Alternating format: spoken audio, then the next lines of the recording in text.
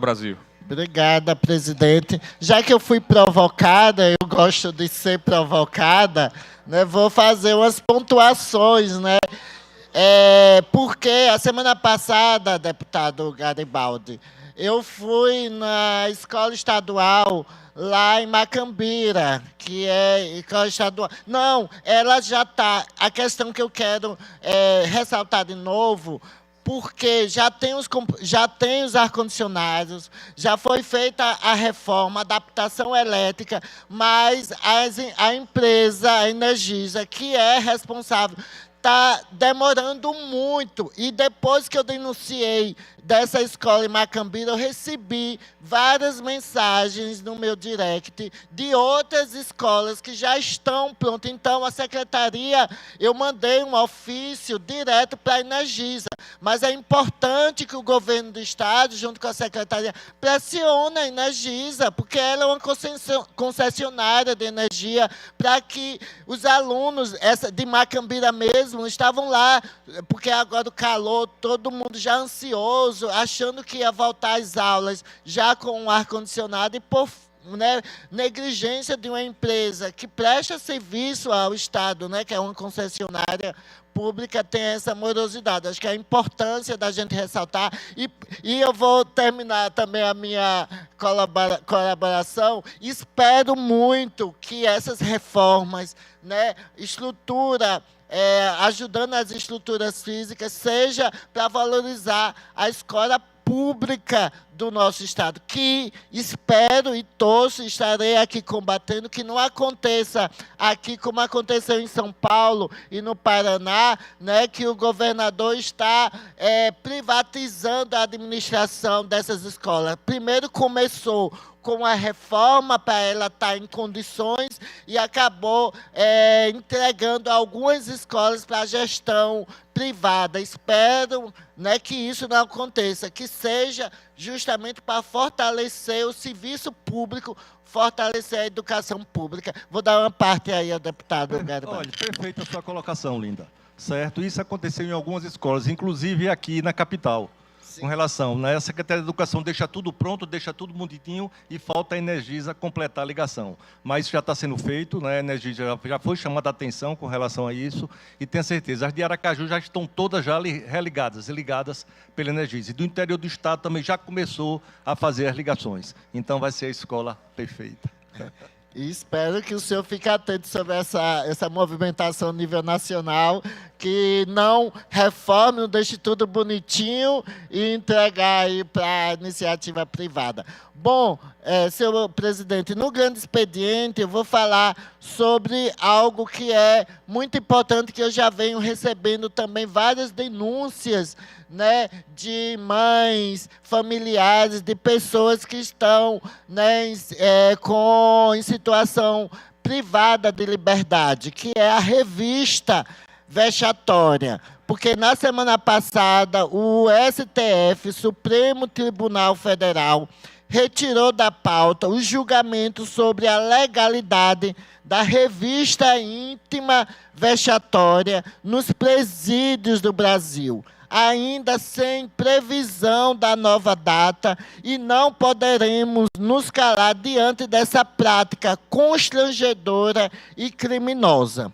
A seletividade penal que estrutura o encarceramento em massa no país se reflete também nos familiares que enfrentam as filas para visitar seus entes privados de liberdade. São, em grande maioria, mulheres negras e pobres, submetidas a humilhações sistemáticas. Trata-se de uma violação dos direitos humanos institucionais. Eu mandei um ofício para a secretária Viviane da Sejuc para falar sobre assunto, sobre um comitê penal que vai ser estabelecido, formado pela Sejuc, e também irei levar essa pauta. O julgamento do agravo de recurso extraordinário 939-520 discute se provas obtidas por meios de revista íntima vexatória são ilegais e, portanto, inválidas. Contudo, o que se viu foi um debate permeado de argumentos racistas e misóginos, sustentados em mitos e em verdades que buscam justificar o injustificável, que são as revistas vexatórias. A visita aos presos não é um privilégio, mas um direito fundamental garantido por diversas normativas nacionais e internacionais, e diferentes da revista pessoal realizada em aeroportos e estádios. A revista íntima vexatória impõe às pessoas um desnudamento forçado diante de terceiros, agachamentos, exposição dos órgãos genitais, uso de espelho para inspeção do interior do corpo e, em alguns casos, toques invasivos de agentes penitenciários. Não podemos normalizar que mães, avós, filhas, companheiras e até crianças venham a ser submetidas a essa violência institucional cada vez que forem exercer o seu direito à visita. Já existem, senhor presidente, outros meios tecnológicos para fazer a revista, mas insistem em manter a revista íntima vexatória justamente enquanto instrumento dessa engrenagem racista, misógina e classista que desumaniza, humilha e torna a tortura um procedimento padrão nos presídios brasileiros. E isso não só ocorre aqui em Sergipe, mas infelizmente em todo o Brasil. A luta pelo fim da revista íntima vexatória é uma luta contra a tortura e contra o racismo institucional que estrutura o sistema prisional brasileiro. Seguiremos pressionando para que essa prática não seja autorizada sob nenhuma circunstância. O Brasil não pode tolerar que mulheres negras e pobres sejam submetidas a violências institucionais disfarçadas de procedimento de segurança. A dignidade das famílias das pessoas privadas de liberdade não pode continuar sendo violada sob falsas justificativas. Então, espero, que essa ação, possa ser julgada o mais rápido e que as secretarias de justiça aqui de Sergipe e de outros estados possam rever esse tipo de revistas que humilha e que provoca muita violência às mães, irmãos, parentes que vão visitar e que, como eu já disse, é um direito constitucional dessas famílias. Bom, outro tema que eu vou comentar, porque hoje, dia 20 de fevereiro, comemora-se o Dia Nacional das Transmasculinidades. E essa data foi marcada pelo primeiro Encontro Nacional das Transmasculinidades, o ENAT, promovido pelo Instituto Brasileiro de Transmasculinidades, o IBRAT, que alguns dos componentes do IBRAT fazem parte da nossa mandata e que fazem um trabalho nacional muito importante para diminuir a transfobia no nosso país. Já faz uma década que esse encontro tão importante aconteceu na Universidade de São Paulo, que discutiu temas fundamentais para o crescimento do movimento social transmasculino organizado no Brasil, incluindo a construção de sua identidade política. E quem não sabe o que é transmasculinidade são homens né, trans masculinos ou homens trans, que é o oposto de mim, né, que são pessoas que foram designadas ao nascer, doutor Manuel Marco, como o senhor, né, já fez nascer várias pessoas aqui, até tem alguns assessores que disseram que o senhor, né, fez o parto, né, a gente já designa, né, masculino ou feminino de acordo com as questões sexuais reprodutivas. Mas nós, doutor, nós somos muito mais do que um pênis e uma vagina,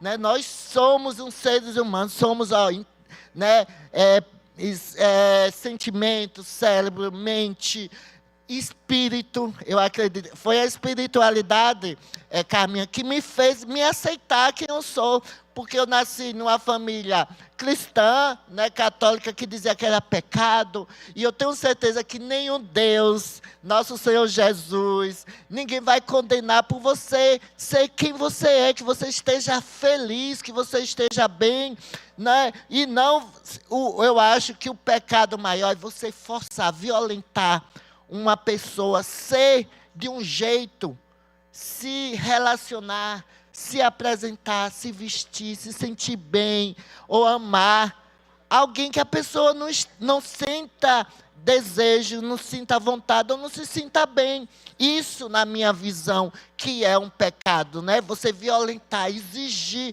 porque a sexualidade, a orientação sexual, a identidade, não é imposta. Ninguém vai, vamos supor, dar um exemplo, né, de nenhuma pessoa aqui, deputado, vai transicionar, como alguns perversos disse, porque eu existo, né? Porque cada um tem a sua identidade, né? Tem a sua orientação sexual. Mas, infelizmente, há um movimento perverso nacionalmente e internacionalmente, dizendo que a gente quer influenciar a identidade de gênero. E eu sempre digo nos meus debates, se eu tivesse o poder de influenciar alguém, Carminha, eu jamais queria que ninguém passasse pelo que eu passei. Como eu já disse, e é exposto, né, para a sociedade, eu fui empurrada para a prostituição, como acontece com 90% das mulheres trans. Eu tinha época na minha vida que eu não saía na rua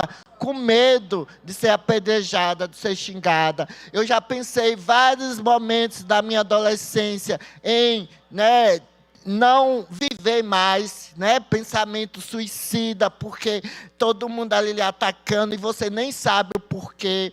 Já pensei em desistir de estudar, desistir de alguns sonhos, desistir por um tempo. Eu disse que eu passei 20 anos, né, que foi o tempo que eu vivi, que eu fui embora, morei na Itália, achando que era a única oportunidade que eu tinha, porque eu achava que a culpa era minha.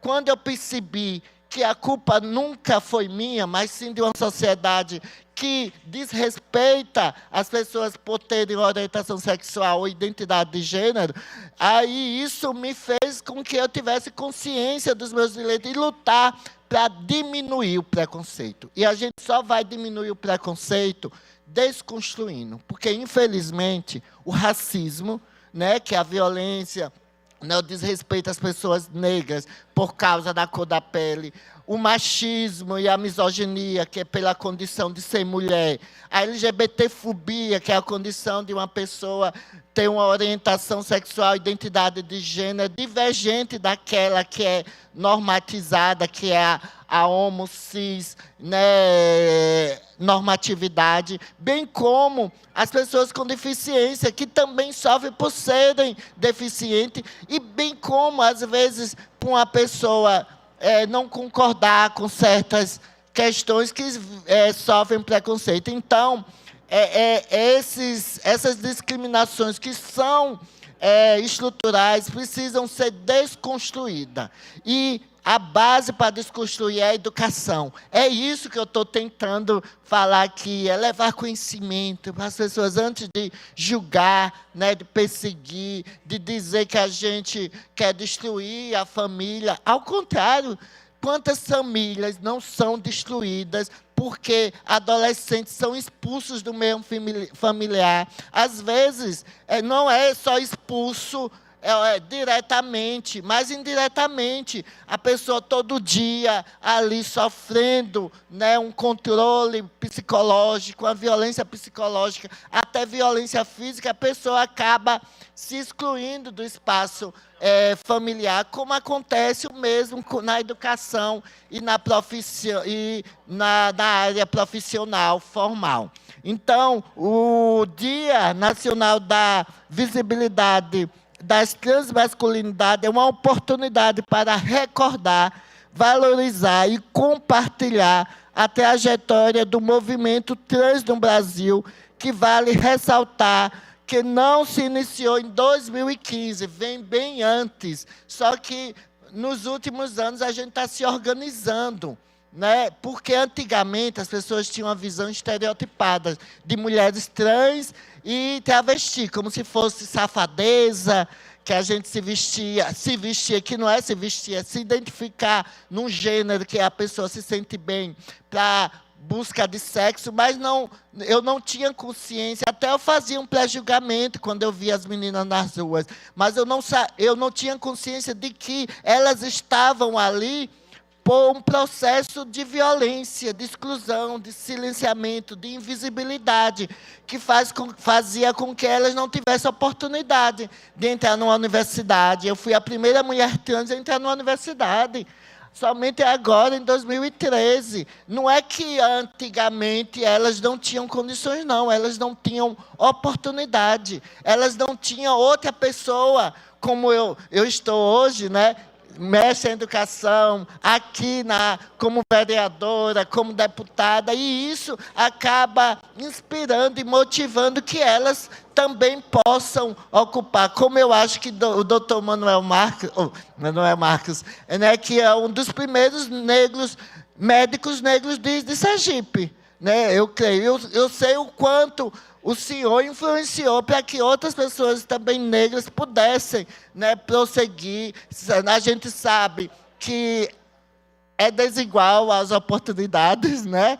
Como é uma pessoa negra, quando é uma mulher, também, né, pelos cuidados familiares, quando é LGBT também, como é pessoa com deficiência. Então, quando a gente ocupa aqui esses espaços, é importante para que outras pessoas possam se inspirar, outras mulheres, outras pessoas negras, quilombolas. Então, o movimento, né, transmasculino, né, que cresceu e se expandiu, alcançando grandes representatividades em todo o país. O IBRAT já está presente em quase todos os estados e diversos outros movimentos locais, também fortalecendo a causa trans de uma forma geral.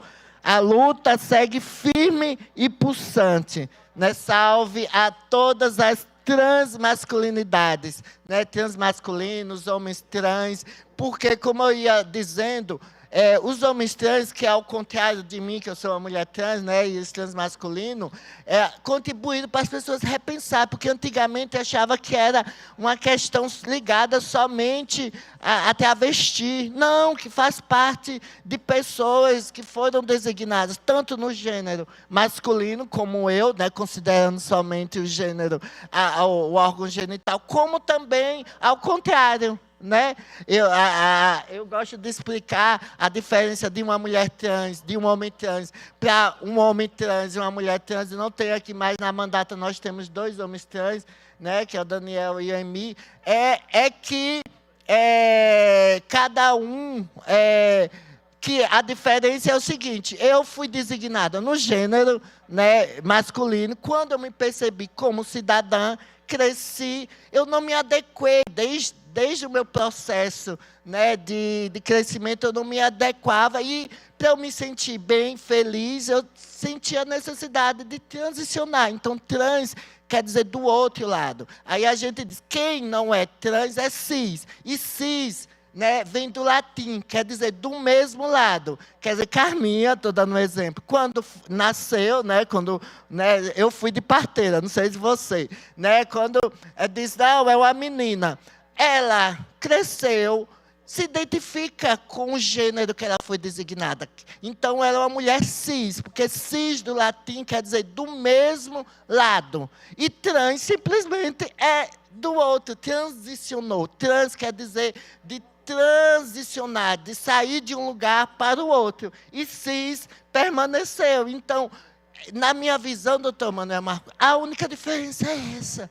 Independentemente de questões cirúrgicas, né? Porque o mais importante é como a pessoa se sente bem. Se a pessoa está bem, feliz, por que não respeitar? Por que negar o acesso ao nome? Pode continuar, deputada. Tem mais 2 minutos. Obrigada, senhor. O senhor, muito gentil, combinou aí, viu? A oposição na presidência. Tá, a gente está chegando lá. É pequena, capenga, cadê ele que diz que é capenga? Mas a gente está lá, está firme e forte.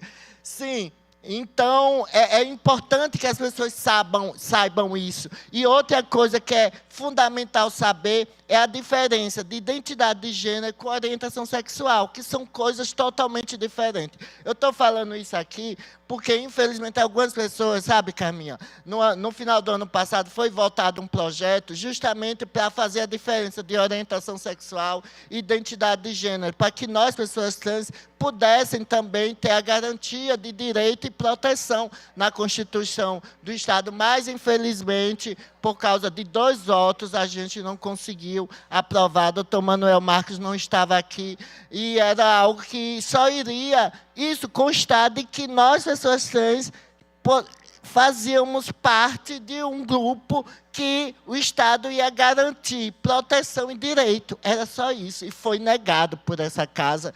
E eu fiquei muito não triste por mim, porque meus direitos aqui nunca foram violados. Eu tenho uma estrutura de denunciar, mas tem pessoas, seu doutor Manuel Marcos, que em escolas são expulsas de escola porque seu nome social não é respeitado, porque não pode usar um banheiro de acordo com o seu gênero. Então, é sobre isso. Mas a gente vai avançar aí na luta, né, para dignidade, na luta por dignidade humana, não só das pessoas trans, LGBT, mas de toda a população, principalmente daquelas mais vulnerabilizadas. É isso. Desejar um bom final de semana. Na próxima semana estaremos aqui de novo com vários outros assuntos babadeiros que recebemos da sociedade sergipana. Obrigada. Ainda no grande expediente tem a palavra a deputada